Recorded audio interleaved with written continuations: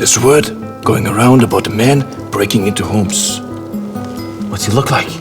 They say he's big, but he can shapeshift into people's houses. Shapeshift? Yeah, through the chimney. Could it be Loki? What will Loki be doing here? It is December, and the nights come quick and cold as ever. He rides 10 horses, skinny but fast.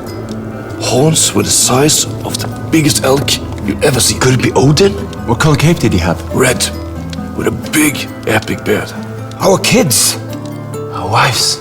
And he carries a bag. A war chest? No one knows what's inside it.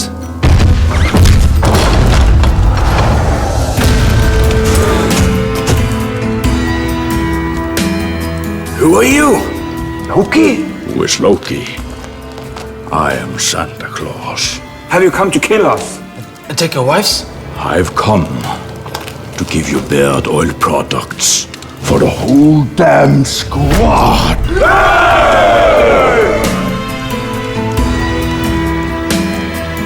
So, tell me about this Christmas you speak of.